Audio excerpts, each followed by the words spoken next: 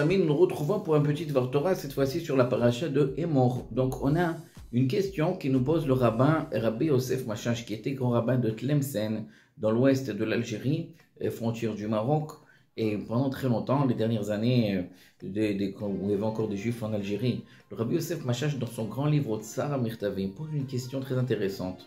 Il nous dit que le Talmud est divisé en 6 compartiments, 6 parties on pourrait dire. Donc on a Zraïm, on a Nashim, Nezikim, Ta'arot, Kadashim, tous les noms de ces parties sont au pluriel. Tandis que le Seder qui s'appelle Moed, les fêtes, il est au singulier. Moed, ça veut dire une fête. Pourquoi Moed? Pourquoi il est différent des autres parties? Pourquoi on ne dit pas Moadim, les fêtes au pluriel? Et donc, pour répondre à cette question, le Yosef Machash nous rapporte quelque chose qui est ramené dans notre paracha, la paracha des morts. C'est marqué les mois d'Hachem écrit Kodesh. Voici les fêtes de Dieu. Et tout de suite après, c'est marqué tu vas faire ton travaux pendant 6 jours et le 7e jour, tu vas te reposer. Ça veut dire le Shabbat. Quel rapport entre le Shabbat et les fêtes? Puisque l'on parle des fêtes. Cette question-là la posent nos sages et c'est ramené par le Rashi. Et la réponse est très pertinente.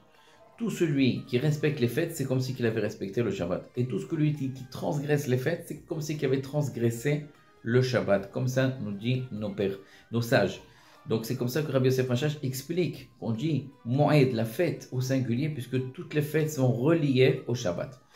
Ce petit Dvar Torah de Rabbi Yosef Machash nous montre un petit peu l'ambiance qu'il y a fait en Algérie par avis au Shabbat et aux fêtes, puisque c'était quelque chose de très très important. Il y avait de la nourriture spéciale au Shabbat, les gâteaux, la tafina, le couscous, et une ambiance très très familiale, et une ambiance avec beaucoup de sainteté. On sait que beaucoup de personnes qui ne pouvaient pas aller à la synagogue pendant toute la semaine à cause du travail, et bien Shabbat, tout le monde venait à la synagogue.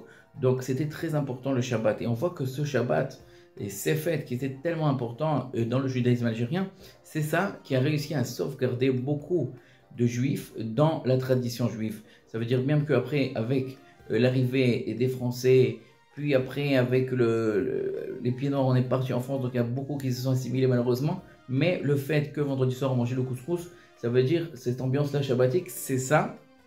Et puis il y a certains qui allaient aussi à la synagogue mais qui n'étaient pas tellement pratiquants. C'est ça qui nous a gardés en tant que juifs, en tant que traditionnels, même dans la diaspora et pendant la diaspora. Donc, Yeshmera Shabbat El Ishmerini, comme disait le grand maître Rabbi Avram Ibn Ezra, dans son poète, dans son chant, Yeshmera Shabbat, en gardant le Shabbat, El Ishmerini, le Shabbat va nous garder. Le Shabbat nous garde plus que nous, on regarde le Shabbat, comme nous disent nos sages. Et Bezrat Hashem, que ce soit un bon Shabbat pour vous tous.